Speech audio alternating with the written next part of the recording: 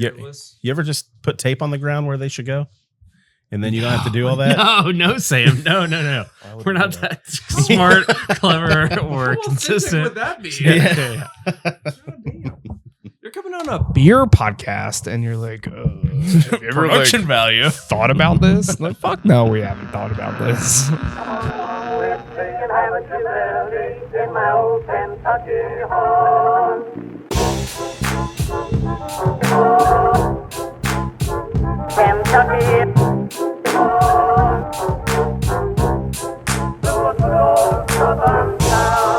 Hey everybody, welcome to another episode of Kentucky Commons Radio Hour. I'm Michael Moeller, joined by David Satterley, John Ronayne at Brewgrass Homebrew Supply here in Louisville, Kentucky. We have a special guest that we'll intro in just a moment. But first, I wanted to give us a shout out to our YouTube channel that we launched recently. If you want to see the content that we're filming, you can do that at YouTube. YouTube.com/@ Louisville Ale Trail. I believe that's how YouTube does those URLs. So please subscribe, like, comment, share, and that goes doubly so for the Spotify, Apple Podcasts, wherever you listen to the podcast without video.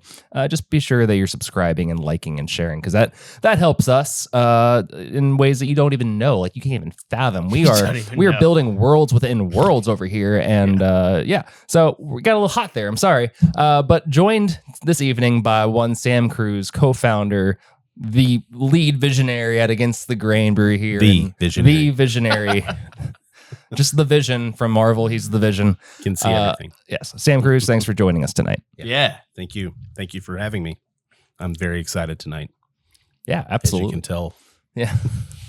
Are we going to start with whatever the hell this weird thing we're drinking is? Do we want to crack that? Yes. Thank you, John. So we're starting the show off with a beer that I brought tonight. I don't have much of a cellar, not as vast and fun as David Satterley's cellar, but I have a couple what I would call dusties, even though this guy is 5 years old. This is a 2017 Schneider Vice. It's a flagoon. Looks like a flagoon. It is an Eisbock Barrique. From the TAPX series, I guess. It's just their base Eisbock from Schneider Vice, matured in American oak Pinot Noir barrels for 21 months. Holy cow. It's almost 2 years in a barrel. You know something about that. That's an 2 years in a barrel? Yeah, sure. It's an incredibly small bottle. Yeah. David, why don't you read that description for us? It's quite a handsome bottle, too. Let's see. In 2010, Hans-Peter Drexler and Jérôme de Rebetes from Brasserie de Franche Montagne in Switzerland started the project, maturing some of their famous Aventinus Eisbock in red wine barrels for 2 years. Enjoy this combination of the complex Eisbock, aromas, and the woody character from the wine barrel. This is a wheat Eisbock. It's 12% alcohol. If you're familiar with the Schneider Vice Aventinus brand, good shit. These are called go to sleep beers. Mm-hmm. If you go to Knock Bar and you have two of them, you will go to sleep. But also, been there. Eisbock as a whole is before go ahead. Before you drink it, can we rate it before you drink it? I like a guess rating. Yeah. 100%. I like it. I'm gonna get out of 10. I'm gonna give it a 4. 4? A 4. Yeah. Do you have a rationale behind that number? Like you think, it's going to be 5 years, probably not very good anymore, or I like to go to sleep beer a lot. Like I'm a big fan. Been to sleep many times. Aventinus. Yeah. I think they've probably fucked this up with the wine barrel for 2 years. How do you like Berliner Weiss? It's yeah. Yeah. Is it? I'm giving it a little oxidized there, maybe? Or? No. What if I named it Consecration and I said it was from this fancy ass brewery on the West Coast, and you could only get so much of it? Oh, it's pouring in a really muddy looking color. No carb. I don't buy that. That's why I don't buy that shit. I think I bought this Consecrator. Is that the one with the little goat on it? It's the Russian River consecration out of their just because of beer concentration. Yes. Yeah. Concentration. If they had concentrated a little bit more, they would remember to pull this out earlier. I have a really bad joke that I want to make, but I will not. Can I cheers somebody? Yeah, I will cheers you, sir. Thank you for coming on, Sam. And this is going to be a great conversation about like old ass beer people. I love old ass beer people. Me too. David, what do you think it's going to be? Yeah. I for one am a fan of the Eisbock style. If you're unfamiliar, this is kind of how you would make a extremely concentrated beer. Would you say concentrator?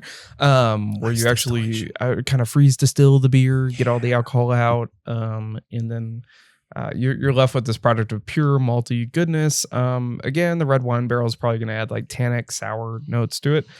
I'm going to go like 6.5, maybe 7. It might surprise me, but it's 12%. So. I'll probably see. I was gonna rate it higher, then I saw just how muddy and like sedimenty it poured into my glass. But I like Eisbock. Eisbock's pretty good. I don't know what the red wine would do to it. I'm gonna give it a 6. Well, I haven't tasted it yet, but I smelled it, and it smells oxidized and funkified as shit. So let's taste it real quick. It looks muddy as shit. Nope, nobody's tasted. What's it. your number? So What's your number before you taste it? Pre-rate. pre-rate it, and then see if it adds up to the number. I don't have any expectations for this. Okay, so 5. no, Fine. 10 out of 10. Okay. Is exactly what it's going to taste like. That's what they wanted to hear.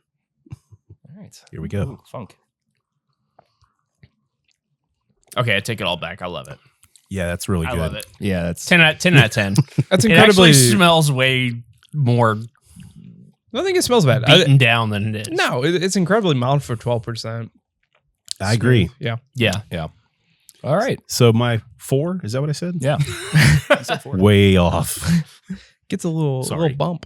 yeah. I'll put mine back up to like 6 to 7. I don't know what a 10 looks like. That's the thing. So it's better than what I thought it'd be. Would I drink it again? No. Absolutely. I wouldn't. No, I would. Yeah. I would drink it again. In this format, I mean, this is like what, less than 375. But the next time I drank it, I'd be like, oh, cool. I'd be like, it'll probably smell like a 4 out of 10. It'll probably taste like a 10 out of 10. This So is 11.2 ounces. Yeah. So I think we have the perfect amount in Yeah. our little tasters right now. there's some oxidation going on. There's some like weird bacterial stuff that's kind of on the back, but man, it holds up. I'm not complaining at all. So we have this beer from 2017. That was 5 years ago. But even then, Against the Grain was 6 years old at that point. Mm-hmm. Founded in 2010. Speak a little bit about just those early years. The early years of founding the brewery. Like the Or if gen- you could take it back even further, do you remember when you had your first beer or the first time you drank beer that was like, oh, Abso-fucking-lutely, I actually I like remember my I first like beer. this. Yeah. Is there a story there? Abso-fucking-lutely. I was 11 years old where I had a full beer. I've got a good friend. His name's Eric Allen. He's a fucking idiot. He lives down in Florida. I talk to him over text daily. I sometimes can't stand to hear his voice because we disagree on a lot, but I love the guy to death. Anyways, his parents drank quite a bit, like maybe an unhealthy amount, you could say. I understand him. They were and- enthusiasts. Yeah, Yes. they were Yeah. very enthusiastic. Yeah. We would spend the night over there, and they had a lot of beers. And one day, we were like, we're gonna be fucking grown ups. We're getting beers and we're getting cigarettes. So he stole a couple of them long thin ones, Misties. Virginia Slimes. So yeah, Virginia yeah, Slimes. Virginia yeah. Slimes. He stole a couple of those. And when his mom went to the bathroom, I grabbed 2 Old Milwaukees. Hell yeah. We went out. It was probably about 4 p.m. We went out around the side of the house where there was one window and it wasn't near. Lit the cig up. I took my first drag and almost fucking died. And I was like, this is terrible. And I just handed it to him and he's like, Enjoying this it is so so much. good. Yeah. I cracked my beer and I took a drink, and I swear to you, I don't think I've known a love like that. That was amazing, that moment. So I drank my beer. He took a drink. He's like, gross. And I said, give that to me. Hell yeah. Yeah. And I got fucking wasted. And we went in and Nintendo'd for the rest of the night. And that was the beginning. That was my first beer. So if we wanted to fast forward it a bit, do you remember? So that reflects my experiences very well. Was there a time in your later adult life where you're like, it just so beer and alcohol? It's a good stress relief. It's a good way to hang out with friends. It's a good way to just kind of Fail out of college. Yeah. Well, there we are. Yeah. Was there a point where you're like, I'm going to lean into this? alcohol is going to become not only my Yeah. day job, but I might be, this could be a career for me. Yes. Yeah, kind of, but not a career. No, Yeah. it was a stress reliever. Prior to working in the brewery at Blue, well, let me preface this. In college, I got a job and worked at Bloomington Brewing Company. So I spent a little bit of time cleaning kegs and cleaning the floor, and I didn't realize at the time, but I was cleaning out the mash tun pretty frequently. I had no idea. It was just a tank. All the shit in here. Yeah. I just always thought, this is so fucking gross. What are they doing here? You give this to the fucking pigs and I have to scoop it out. I did that, and it really kind of I got attuned to the culture in the brewery. Like Floyd, the boss, the head brewer, would go out and get high in the alley, and then he'd smoke Management most of the joint. perks. Yeah. And then I'd come out and grab like the last puff, and then he'd be like, "All right, go back in there," Yeah. Yeah. So I did that. I had experience in there, but I got out of school. Really, it was a great time in life. Let's just say I got out of school. Ended up down here in Louisville. And then at the time, the only job that I could get was in a psych hospital. That was like, I needed to get a job like quick. So I started working at Our Lady of Peace, and it was terrible to say the least. I don't know if you've ever worked with people that have emotional issues and so on, but it was pretty rough. So I did that for so long. I finally got to the point where I was like, I need a fucking break. I need to do something else. And I was a home brewer. And at the time, my ex-wife, I told her, hey, I got to do something. She said, well, go get another job or whatever. And I was like, all right. So I went down and badgered Jerry Nagy, and he gave me a job cleaning kegs. And that was my entry in. It was really great. He was, I don't know if you guys know Jerry, Yeah. my business partner. He's he can be a polarizing guy. I mean, at times he's an amazing dude, but he can really get some people going. So he was just so weird and standoffish for like the first year. I never even talked to him. I'm serious. He would leave notes. I would just fucking go in and do I read his note, do the work, and that's it. And It's actually not a terrible. Maybe LAT should adopt that model. Anyway, that's how that went down. And so, like I said, the first year I cleaned kegs, I just showed up, and he wasn't there, and I would do that, and tried to avoid him because he was kind of fucking weird. And then in time, he's like, hey, I need someone in the daytime. So I said, okay, I want to do this. This is cool. Come work. And he was a real prick. and so Suspicion confirmed. He's not though. He's not, I just didn't get his humor. Then as time went on, we went back to the note method where he would leave a note and I would go to the other side of the building and do the work. And anyhow, as time went on, we just kind of got closer, became a little bit more cordial to each other and ultimately friends. And at that point, he's like, hey, it was Cameron Finnis at the time was his assistant. Cameron was moving on to do Cumberland. He's like, I need an assistant. Do you want the job? So that was it. That was the first bump. Then there was some other shit that happened that was really cool. So the next question, I guess, or just something I'd be curious about, all homebrewers have this moment where we're hanging out and it's like, man, we should open our own brewery. With you and your business partners, did you guys have a moment like that? Was it the story that gets told, through the ATG brand? So, yeah, kind of. Yes, every brewer at some point or another, every professional brewer says, I want to have my own brewery. They don't mean it usually. There's so much that goes into it. You don't really mean that unless you do. But BBC was a really interesting place.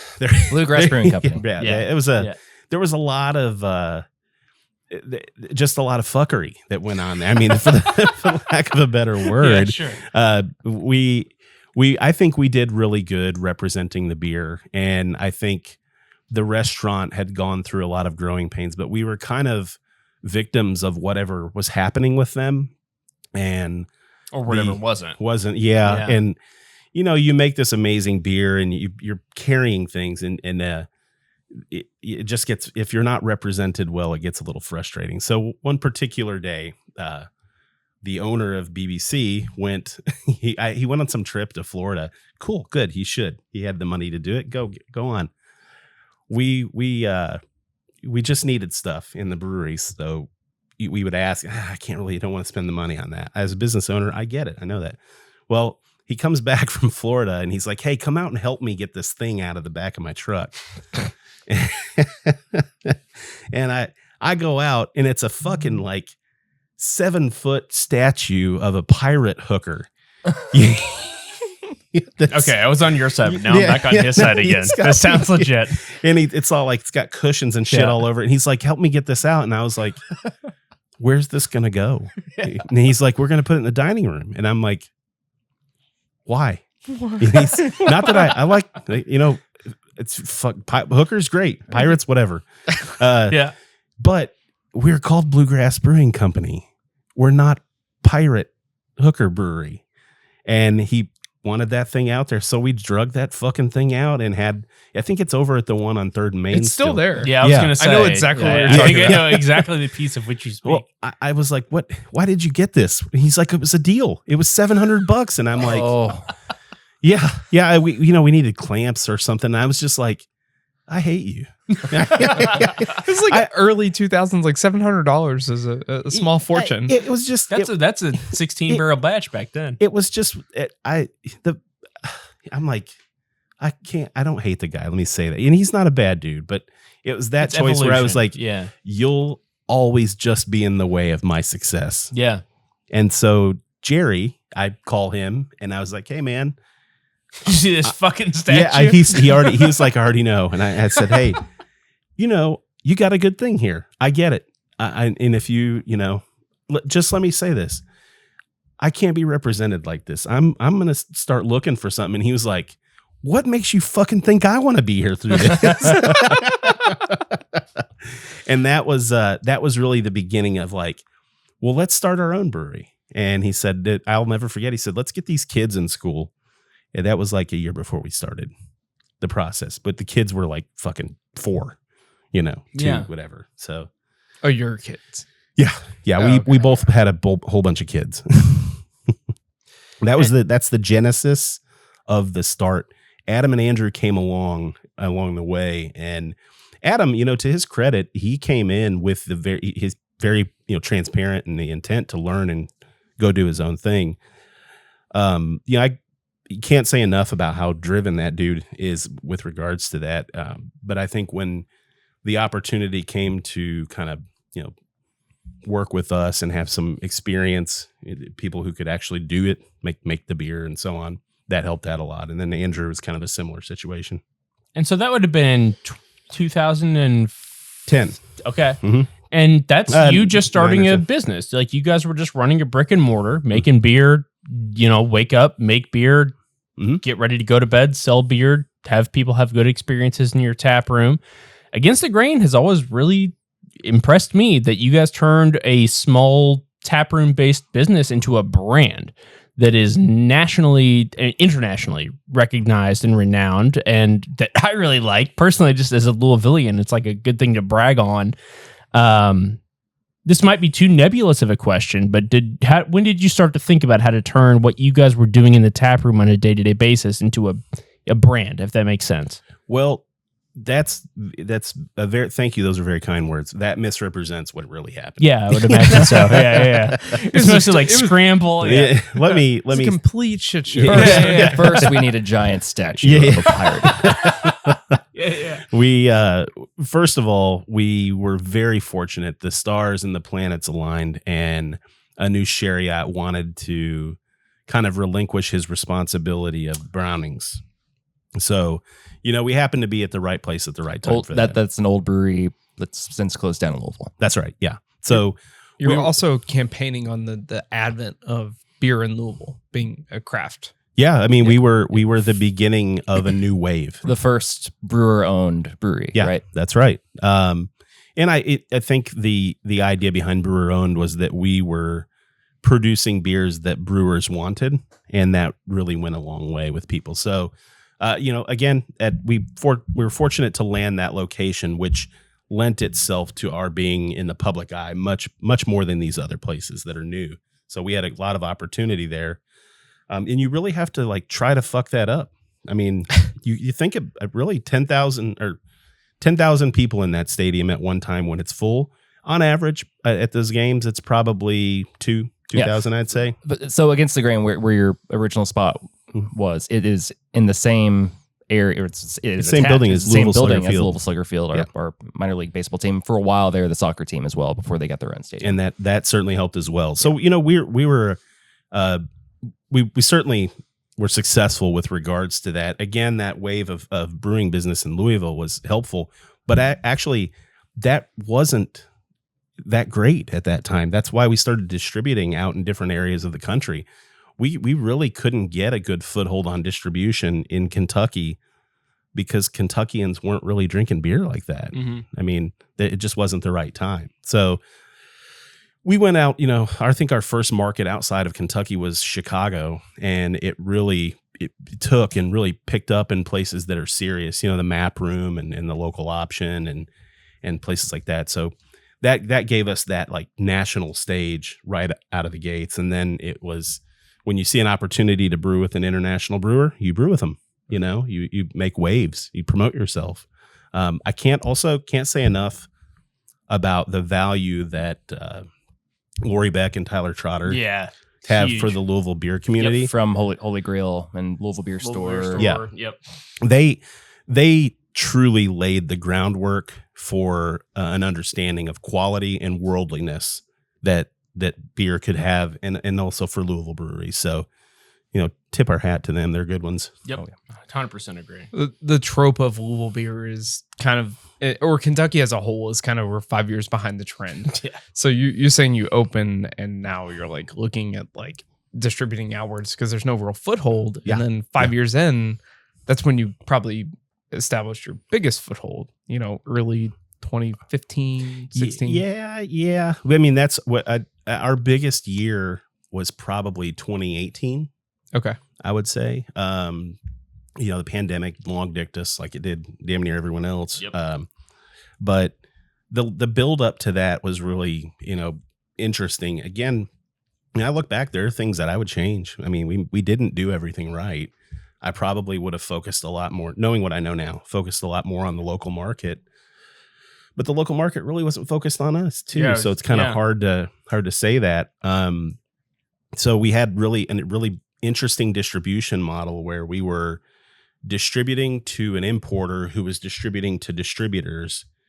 And then that would put us everywhere in the fucking world. So we're distributing a mile wide and inch deep versus a lot of other breweries. They're like, I want to be a mile deep in like my foot, around me. So, I think in the like 2016 to probably 2019 era, like the hyper local really became a focus. Mm-hmm. And then on the heels of the pandemic, everything was flourishing, and everyone took a little bit of introspective look, and that did drive preference and uncertainty, and everyone felt that. Where same are you reading thing. this shit? Out of my head. From the score of human nature, like that's like fucking Wagner, man. Like that's what happened during COVID. We all got reset. Everything was like blowing up in 2018, and then kind of then fucking reality punched us all in the face. Slide. Like you can't just like do crazy shit all the time. We were so heavy on premise. That was the I would say we were 60% on premise sales out in distribution. Well, I got turned off overnight, and it really still isn't back to where it was. No, it's just not a thing. And I honestly don't think it will be back for years. We have different people drinking now. And kids, kids, man. I got a kids segment for the end of our podcast. That's not on the front of We'll show. talk about these kids. So I don't want to That disrupt sounded it. weird. Cut that. Muller, go ahead with this. Drag us forward. We talked about a little bit about doing some international stuff, though. I mean, you also opened a tap room in Japan. That's right. What was that conversation? Why did we do that? Why did that happen? Yeah, I don't know why we did that. I do know. So because of the international work that we had done, and we still have really good relationship with the World Trade Center here in Kentucky. We would help represent Kentucky in different foreign markets if there was a conference or anything. It's really, they utilized us as a selling point for other businesses to come spend their money here.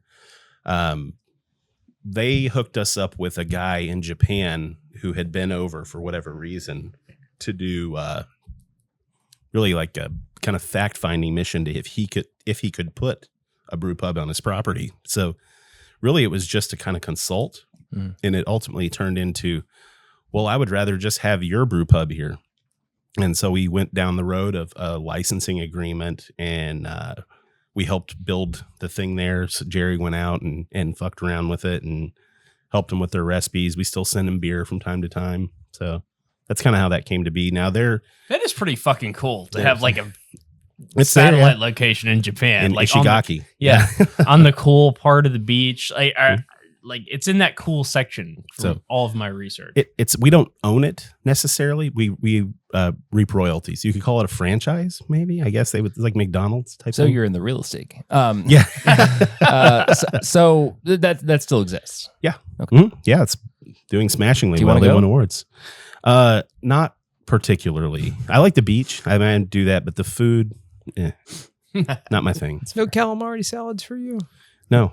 I've had some gross shit. I think that's right up there. Well, now we're going to introduce a new segment to the show called Cruz Reviews. David, take it away. All right. All I love right. saying what I think. I'm intimidated. I'm intimidated for you already. So this segment inspired out of your love for opinions. You always have them. I always will. So So I'm going many to give you opinions. just a few brief moments to respond to a few. How are we doing this? 1 word, 2 word answers? You got 5 seconds. Okay. 5 seconds. I'm going to hit the buzzer. If you don't get it, there's a bonus round. I'm going to give you 15. I'll take it. But yeah, I need you to respond to these things. San Cruz Reviews. Ready? Yeah. Lay it on me. A beer. Excellent. Hazy IPA. Bullshit. Actually, it's okay. Fun Dip. That's the lick stick stuff? Yeah. That stuff was good. I would never let my kids have it, though. Was good. Was. Not anymore. Nah, I'm grown. That's it makes more than messes 5 now. seconds. Okay. Never licked a stick. Okay. Best deodorant for a brewer. Oh, God, I don't know. A fucking bath. Just take a shower after work. Cold IPA. You know, I like it. Bullshit. I like it. It's not it's bullshit. bullshit. It's really, no, it's IPA. Diverse hiring. I love it. I've crossed the board. Fox News. Hate it. Fuck that shit. I just sent a text to that guy Eric Allen about that. Keep watching cartoons is what I told him. Weren't you on it?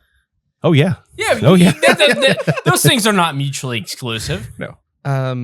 This is my personal favorite. Ass beers. Love ass beers. I think we've planted a flag in asses. What do you think? I love them. This is a very personal reference to cold ass beer and Sit Your Ass Down.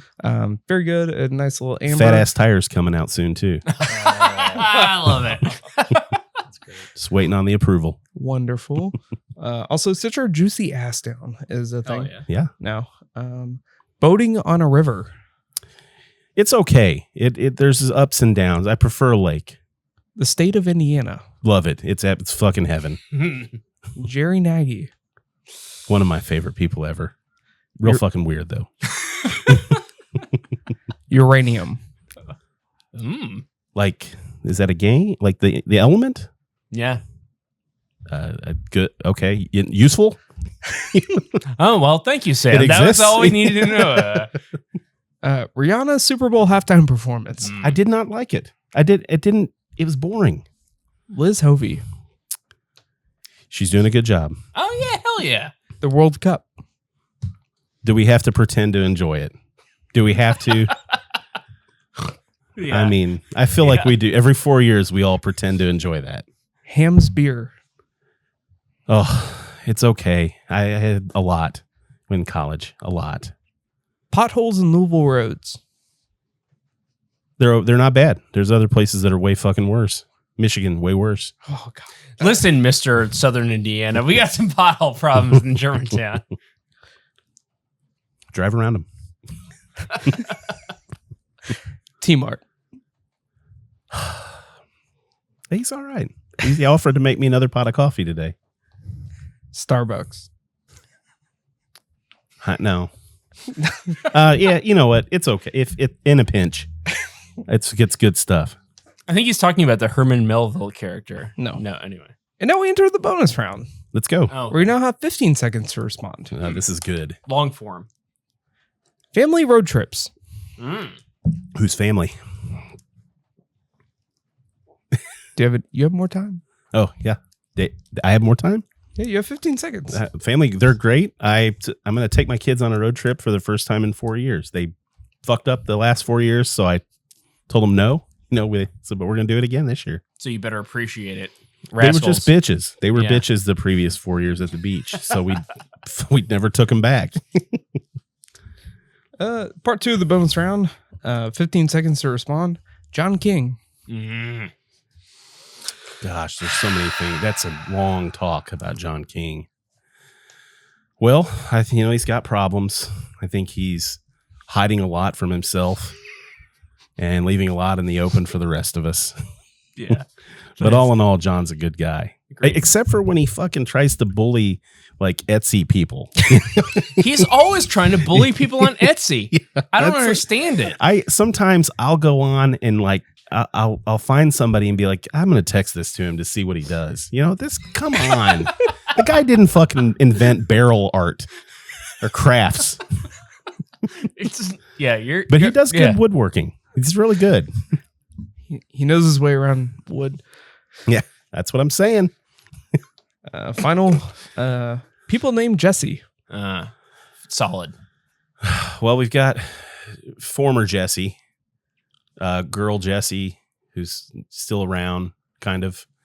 And then there was good Jesse. Good Jesse worked at the brewery. She was beautiful, really, like just beautiful, really. That's all. She was good. Those are the good ones. All the other Jessies who've now been slighted. Oh, no. Yeah, they know. They knew. Yeah, we got a lot of those.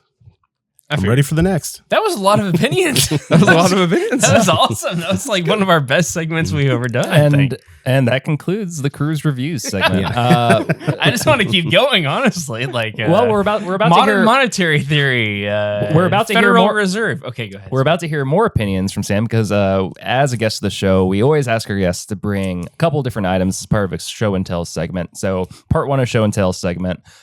Sam, you brought us something that you like and enjoy beer wise. Yeah, of course. All right, it's let's on a crack brewery. it open. Today, did I announce it or do you announce it? Like who? Like Why don't I just be I don't quiet? even see what it is, so we got to get it out of the fridge first. Oh. So You why don't told you just go stories. ahead and say what you brought and why you brought it? But you said to do something different.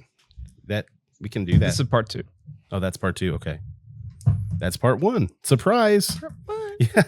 Something you love that's beer. And without any hesitation, this is Citra Ass Down. Yep. Yeah. Against the Grain. And you want to know a little about it? Or? Please tell me more.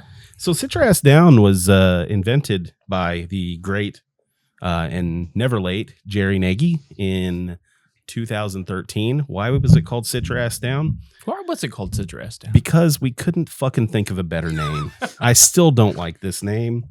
We there was a whole lot of them. There was like citruses and asterisks, I think was one of them.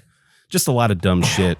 We should also place this beer in the historical context. When you guys were releasing it, it was like on the. You guys were among the first of like the double imperial like IPAs. Like Zombie Dust was big. Yeah. All the stuff from Russian River was flooding into the market or like the quote unquote market or whatever. But Against the Grain, Citra Ass Down was one of the first beers, at least on my radar, my very limited radar. I was like, oh shit, this is like one of the best beers in the country that is made right here in Louisville. We got a hold of some Citra hops because I think we were contract brewing something for McKellar, and that's how we got them. I believe. Because that was a hot commodity like back then. Yeah, that's part of how this beer came to be. We actually what little bit we had left over was like, it was amazing. We were like, we want to make this beer with this, but we couldn't. We made his shit and got it out of there, and then we wanted to do one. We couldn't get the hops. So Jerry actually, he created that Citra profile. He zested like a zillion lemons and limes and grapefruits and shit like that. I mean, it was a lot. It was a lot of work. Made the beer, and it really, I mean, it was pretty regular. It was Columbus hops and all that zest. and a lot of people were just amazed and astounded by it. So it was a big seller. That was the one that took off. So we're like, oh, we'll make it again. And we got a hold of some Citra hops, and it was way better that second time with the real hops. So that this is a time where hop contracts were just starting to be negotiated. Yeah, too. you're right. yeah, we were so small, we just didn't have that opportunity to leverage that. So we got it when we could. I think one time we bought them from a homebrew place online, and those little packs. Like we opened up 1,000 of them. If we open up 10 more, we'll have enough for the dry hop. You think that company loves you, but God, that ruins people's lives. Yes. I always appreciated the description on the cans for this beer. Uh-huh.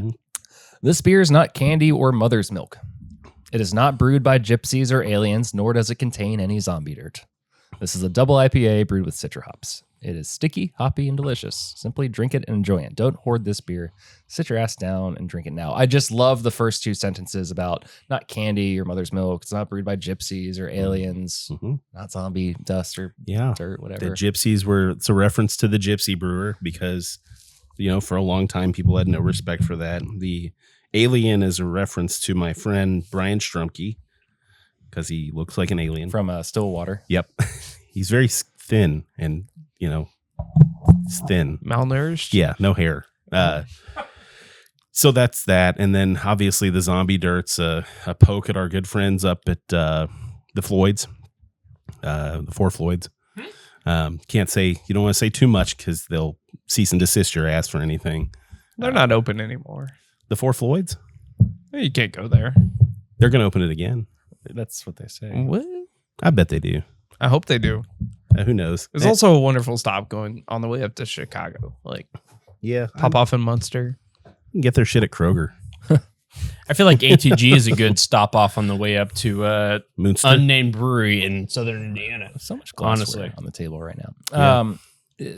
This is you've had the beer out for quite a long time now, I fucking love I think Citra. it's iconic now. but I did, What do yeah. you say? but you just recently created I guess I'm going to say a variant of it. Yeah, at this age, or I guess place in my beer life, I look at data. I look at trends on a national level, and we make decisions based on what's smart for the brewery and what makes sense for the business. And one of them was to give some credence to what that fucking monster behemoth Voodoo Ranger New Belgium is doing, and explore what opportunities you have with an existing brand that's successful.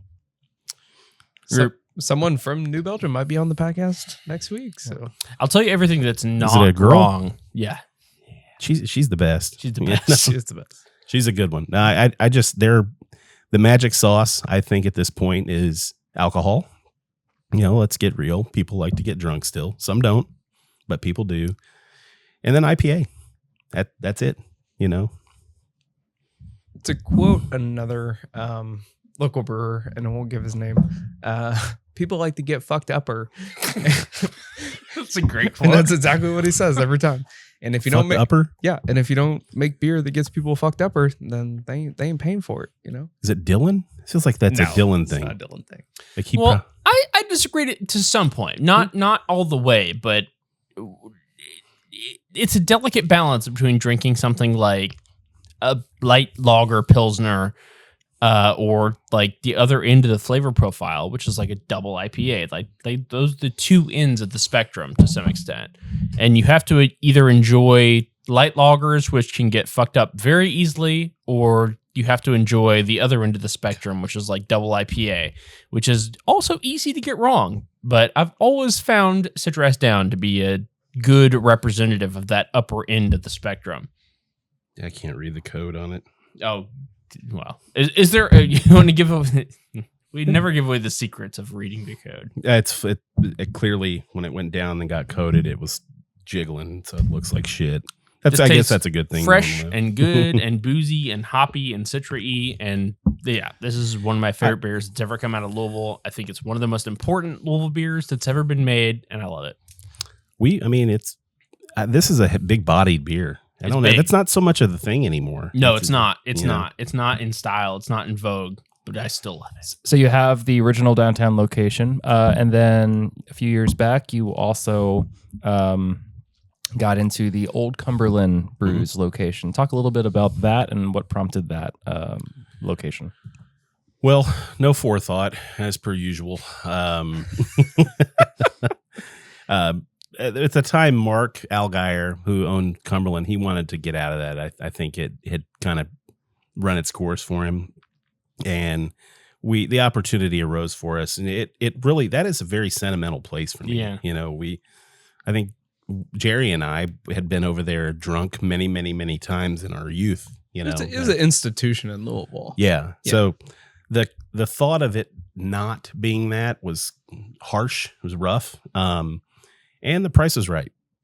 You know, it just was an easy purchase to do. So we bought that business, the assets, I would say, not the business. He retained the Cumberland name, but yeah, it was more about the assets and the lease. It just made sense. But you continued a legacy as like a pub house in Louisville. Yeah. Yeah. And being your other location downtown, it's, you know, primarily tourism focus. So this brings like a homey Bartown Road vibe to the whole brand, you know, and Dive bar. yeah. And there's stuff there that, like, you know, you all brew on the small system at Smokehouse that you just, you know, if you're not going downtown, do that, which everyone should go downtown because it's great. Definitely not on fire. Yeah. But if you're in the local neighborhood, I mean, Public House, great place to stop. I mean, I think you know, it predates me a little bit, but like the powerhouse was Cumberland and RCD just running that River you know, City Draft House. yeah, we're just running that Bartown Road vibe for a while. Yeah. I mean, they had a great bunch of people. That's another big piece of that. You had to have the right people in place. So they had some good ones, and that's Lori Beck. She started there. You know, Ricky Brown, he was there. His sister Leslie, just a whole lot of Lucy. people that really, Lucy, not Leslie, but Leslie, what's her face, was there. Anyhow, there was a whole slew of people that were really important, I think, to the industry at that time. And, you know, I like I said, I can't imagine it not being that. That's a weird thought. And, you know, we wanted to carry on with that and have that element of our business exist as well. I think you all did a good job with it too. I mean, it feels still pretty homey and divey, but Against the Grain brand. I love the photo walls. Or actually it's multiple walls. I mean, so many photos. I was told when Public House first opened that I was up on the wall somewhere. I think they were just lying to me. No, you're there. Okay, well, I've never seen it, so I still haven't seen it. You're in the manager's room. Yikes. It's just you. Yeah. Just you. Just you. Yeah, I mean, that's all of the memories. I threw some in there. I think everybody that worked for the company could send pictures in, and we just tried to fit every one that we possibly could on the wall. You mentioned somebody that likes to review trends and make business decisions based on that. What are you seeing right now as far as alcohol sales across the board and beer sales specifically, I guess? Beer's in the fucking shitter right now, honestly. I mean, craft is up about 3%, I want to say, nationwide, but I don't think that's indicative entirely of beer, as we would call it. You know, you got a lot of stuff that you can, I guess, call it beer because it was produced, you know, in the vein of it being a malt beverage, but it's not stylistically hitting anywhere. So I don't know. I mean, that's not a great place to be because it's not so sustainable. The good news is I do think there are people drifting back in that regard. It sounds crazy, but like the beacon or the light on the hill for me is the alcohol. That high alcohol is what won the pandemic. It's what won everything. And I think that will be the driver for craft in the future. And then we'll start to see things go back to a more controlled setting. But when you start introducing all these new concepts, like seltzer was called beer, you know, FMB was called beer. These are not beer. These are FMB is what they are. You know, those things really muddy the water and they shake out like the little guys, you know, who can survive that if that's the way it's going to be. A lot of people in the beer industry also bitch about NA. I don't really have a problem with it. I honestly, I think NA is going to kind of come and go the way it has in the past. I think there's some elements of it that are here to stay, but I think I read it was like 9 out of 10 NA beer drinkers still drink alcohol. I mean, it's You're fucking doing has that a for place. your Tuesday or your Wednesday or like whatever. Yeah, it's that. I think that's one that's fine with me. I don't like the bastardization of the category though. I think it's detrimental to us. You ever watch Star Trek? I have. So in Star Trek, they have synthahol, which is like in the future, no one has to have alcohol anymore. They can get like this thing that's made by a computer and you can drink it in a cocktail and it gives you like a very brief, like 15-minute effect as if you had just drank a very nice double IPA produced by Against the Grain Citra Down, or a very nice like old fashioned, you were just watching Mad Men or whatever. Is there anything that, I don't know, I asked myself, is there a difference between synthetic fake experience in what we like? Well, we all four here sitting at this table like about alcohol, and something that could be simulated by a. If you can't appreciate tradition, and you can't attach some romance to something, how will you love it forever? How can that be the case? Mm-hmm. And sadly, if those things are forced out of the way for whatever reason, then you run the risk of losing some things forever. I hate to see that. Again, I'll go back to it, the commercialization of the beer industry and the craft side of it. We'll say the like small brewery. We often on this podcast quote one Sam Cruz say, "Craft beer is dead." It is.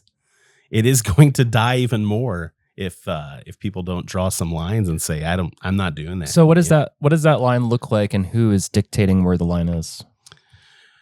That's a good question. Well, the consumer is going to dictate that. Yeah, that's all day long. That's who tells us what's going on. Our last guest brought Zima on. Yeah, it's fucked up. Made in Japan. Made in Japan. Yeah. I appreciate that stuff. It just isn't beer. It's flavored malt beverage, and we can't let it. That was a big argument that I'm fucking am guilty of it. Like people made an argument like, why can't you call it beer? Why can't that? Why do we call them craft? Sam Adams is craft. No, the fuck they're not craft. They make twisted tea. They describe the rules as well. It seems to me like the definition of craft beer is 1 barrel less than whatever Boston Beer Company produces every year. Consumers they make the decisions, but there are ways that the consumer is, I guess, driven. And when you've got a segment or when you've got an industry that is basically opened the door for somebody to come in and take your money, really, yeah. That happens, and it happens at the grocery level. Like it's a really good place to see. Some beers can sell really well, but if you've got a portfolio driver, they can come in and say, hey, that sells well. I really appreciate that. But we do your resets.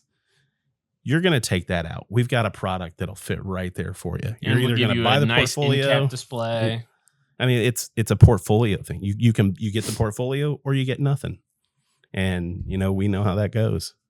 It's an age-old story. So you think it's far more competitive now than in recent years? Oh, fuck yeah. Yeah. Mm-hmm. Yeah, but it's not craft beer. Like, I don't know. I don't think we compete on in a distribution level. We don't compete with here locally. I don't feel like we have a competitive issue with our local breweries. No. I was more going to lean into like, what's greasing the wheel? How do you push beyond what, how do you oversell of what? What do you mean? Like what? Oversell what? Well, when you're like something else would take our spot, be it non-local, be it national, whatever. How do you reinforce the fact that this is local and we made it here and people care about this? How do you win? Yeah. How do you win that? I just don't know if you can.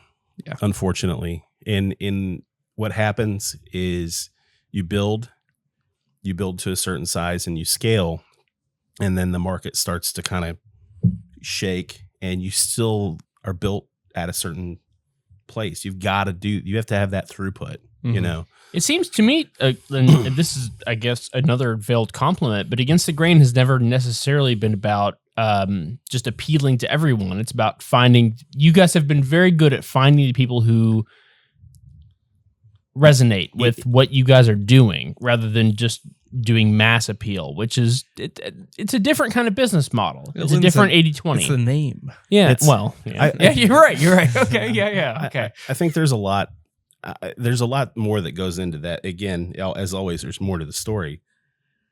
We've learned over time that you can't win like light lager. Like we can produce a light lager. It would be fantastic too. It would be so competitive quality and flavor wise with any other light lager you could get in market.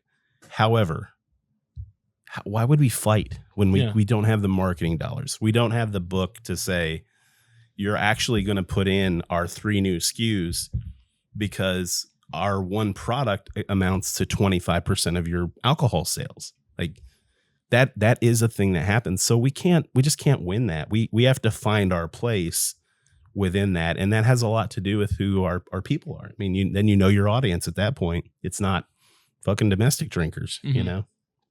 Do you have any opinions on the recent news of Braxton in the Cincinnati area, Covington, Kentucky, introducing a new brand for garage beer and wanting to take that to the next level? You know, I do. Jake told me he kind of explained what was going on with that. I'm really excited and happy for him. He was able to and I have to say this, for any brewery that has ever sold, like good for you Yeah. that you did something like that. It is a business, you know.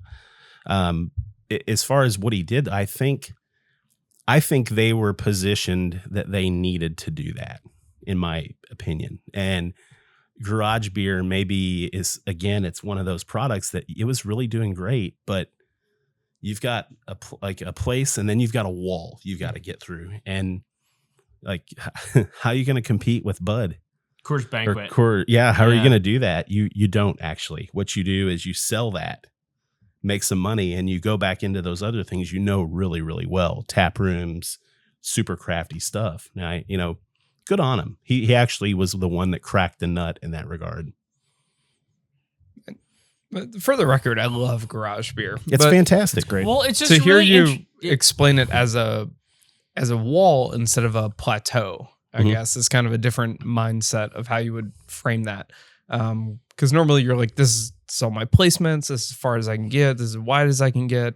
You're like, no, it's a wall. Like it's the glass ceiling, I guess, for lack of a better term. There are styles, and there are now, this is a now thing.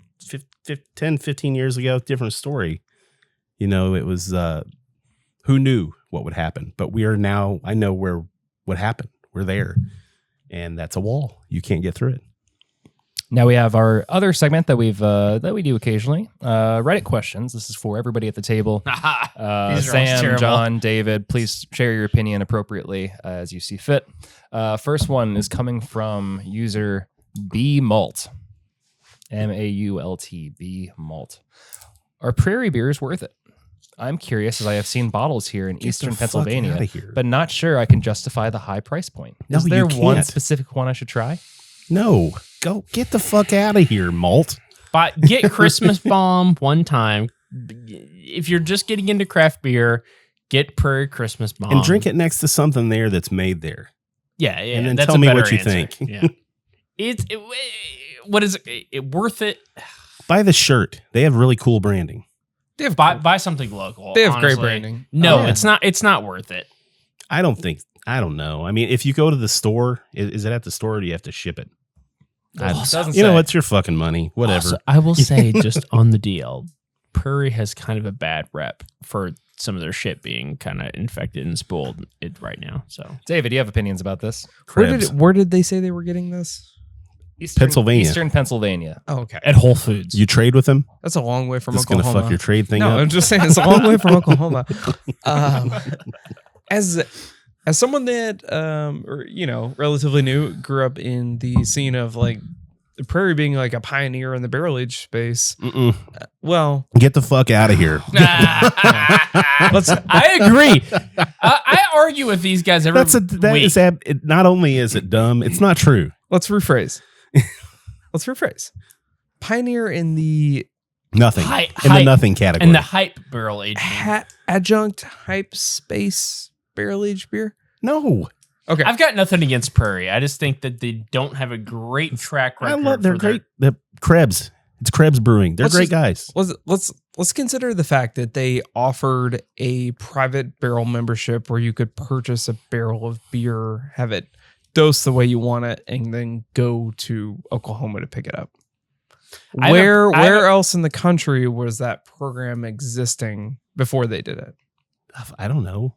Okay, but to my point, they were looking ahead of. Wasn't there a Burning Foot or something that would do that? Yes, let's talk about that then. Anyways, I think they were Did you trade for their beer? No, I think they were looking ahead. I think that the quality has obviously diminished over time due to multiple other options that have been available. No, it has not. I think it's worse now. I think it's much worse now. You're different. I might be different. I was going to say that 7 I have an years opportunity might be much different for you all to donate to the Ross Perot political campaign that I'm running in 1996. It's big. It's going to change everything. All right. Next question. This is coming from Griziaco. I don't know. I like it. What beer pairs best with steak, specifically ribeye? Ooh. I almost always have wine with steak, and I'd like to branch out. Sam. Bud Light, Coors Light. But A beer. I would try A beer actually if you can find Against the Grain's A beer. I think that'd be a fantastic pairing. A beer and a steak. Okay.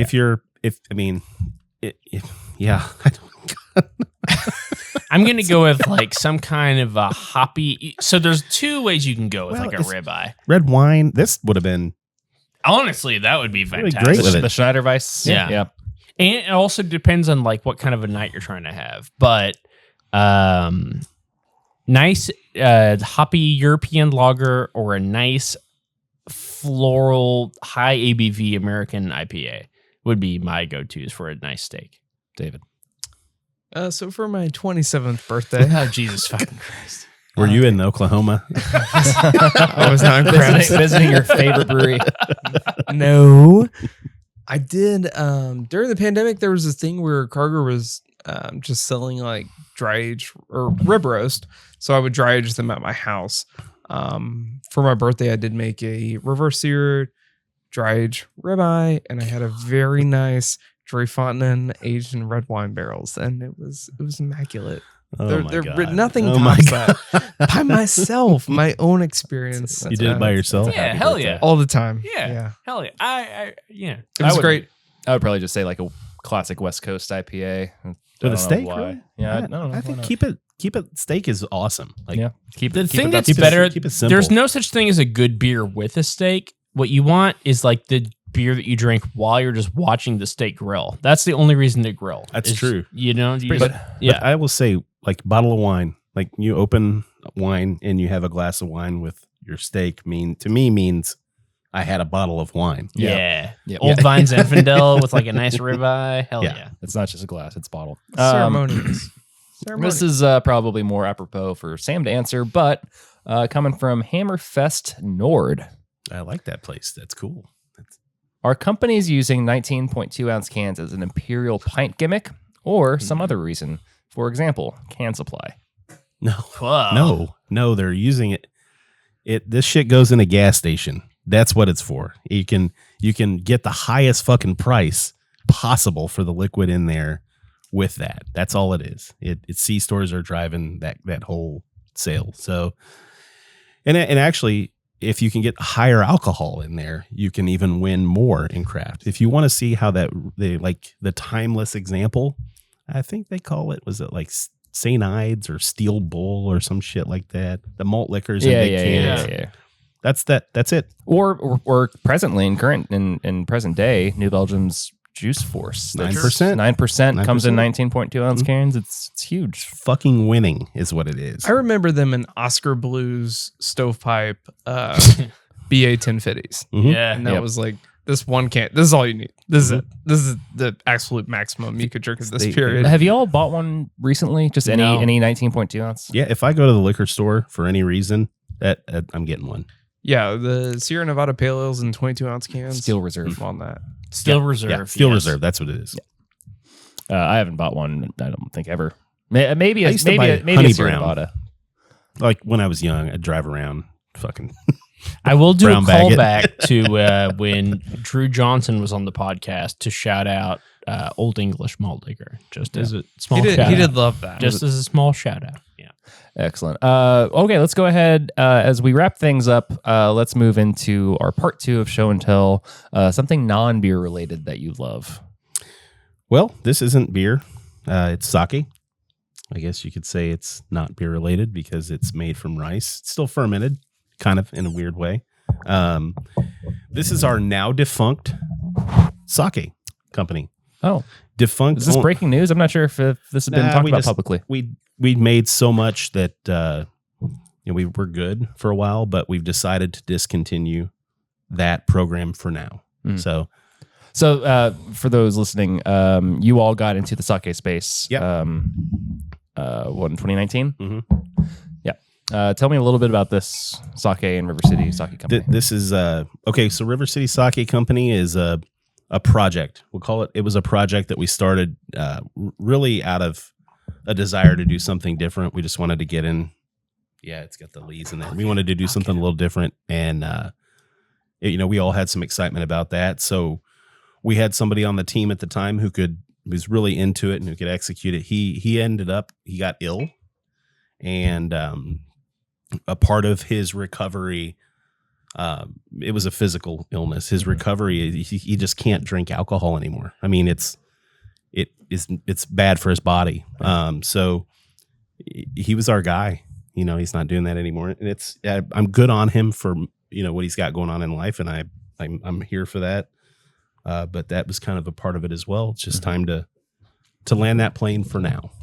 Were you drinking much sake before you decided to go into that world? Fuck yeah. Sake is a crazy little I love thing. To me, there's something to be said about like a glass of sake and really, a nice steak ribeye. Yeah. I'm kind of bad with this stuff because I'll buy a bottle of that and it's not going in a tiny glass like these fools are doing. That's fuckers again. I'm pouring a full glass of that. I think it's great. A lot of dishes that I would make at home would be good for that.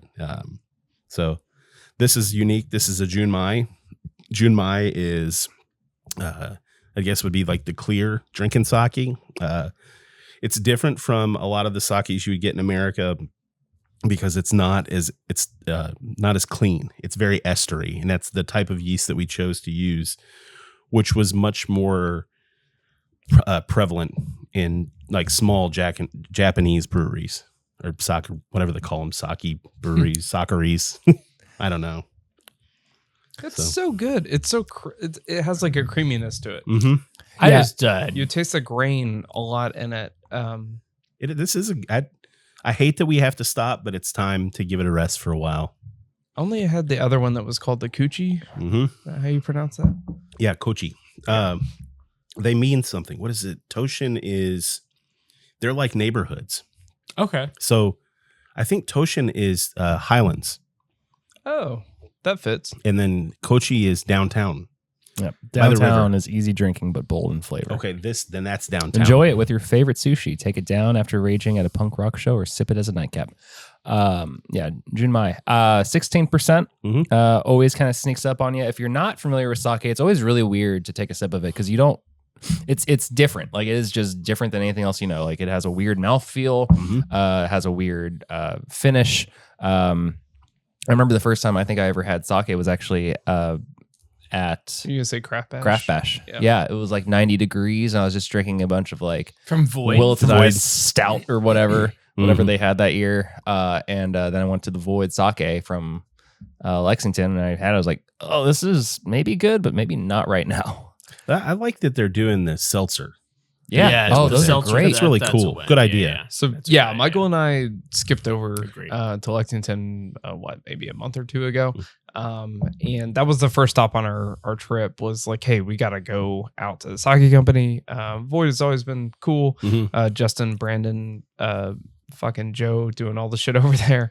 And their scale is so unique and small. Mhm. But they have so many like flavors that they've integrated into what they do. And we actually brought back some of the sake seltzer and had it on the podcast. But it's incredible the way they can dilute it and like you go back into the F&B space. But that's like an actual, That's to me, that's incredibly crafted that they, diluted it backwards. But they don't call it beer. No. They can dilute the product, but keep the story Yeah. whole. Like you can continue to sell what you're selling while, I think they're still operating in that craft space with that regard. Honestly, I mean, breweries that try to put out a seltzer, albeit I have yet to have a great craft brewery make a seltzer. They don't have the fucking equipment, but it's I get it. I get why. It's a good offering. Is it beer? No. And that's why I'm more on the hand of people that want to do an NA option because it does give the option. Mhm. A seltzer is kind of like not a cop out, but just something that's available and like you didn't really want it, but it might sound appealing at the time if it has like, all these things in it. But the fact that people are just ignoring an NA option as something that they should have in their brewery is kind of a line that people should draw and to pay attention to. Especially when you have somebody like Athletic that you can just, maybe the margins aren't great, but you can make something off of them. Is just buy them in bulk and have them just available in your tap room. But treat it why- like beef jerky. If they don't want to, fuck if they it. don't want to, just don't go there. Yeah, but what if 5 of your friends are like, "Hey, we're going out drinking tonight," and you're like, "Yeah, no, like want to do Monday." What if your 5 of your friends are like, "I want to go have a steak," and you're like, "Yeah, I really wanted sushi." What if 5 of your friends are like, "Hey, I just learned about this new church. It's called Okay. the Church of Scientology." L. Ron Hubbard, you guys ever heard of it? So Come what hang your out. Let's example hang out. that you It's just fun. said with the steak and sushi thing, that's fine.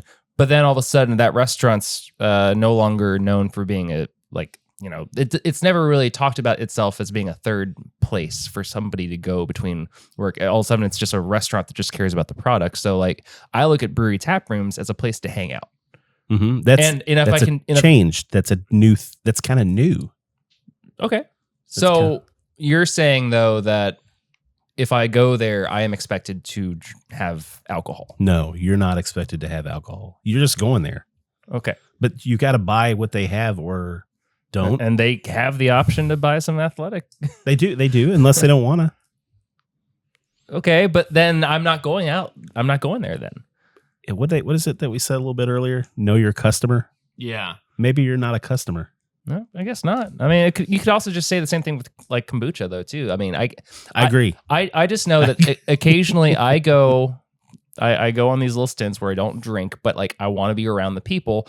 And sorry, I don't want to drink like Diet Coke or water. I want to drink something still somewhat flavorful. And I go to the places that have kombucha, that have NA options, because I just feel a little bit more, at home there. I think that's great. I really like, do. I feel like this warrants a little bit more of a conversation. Or what are the people who are younger than millennials? Like Gen Z.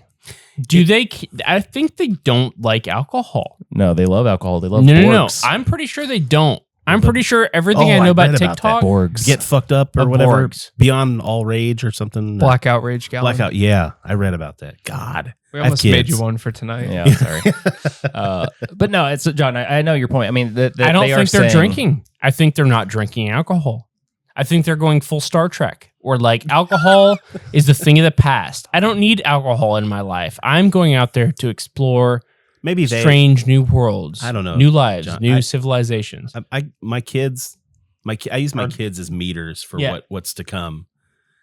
I can see he's 17. I think he's still of that like alcohol's bad for you. Do you think he's had a beer? Because we all know that doesn't- alcohol is not the best. Yeah, he will not participate.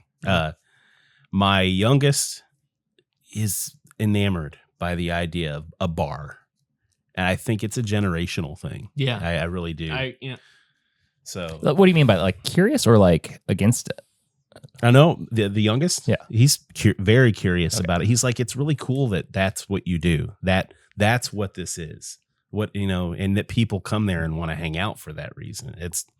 He finds it fascinating. My oldest, he works in one of my places. He thinks it's dumb. Dad made me get this job.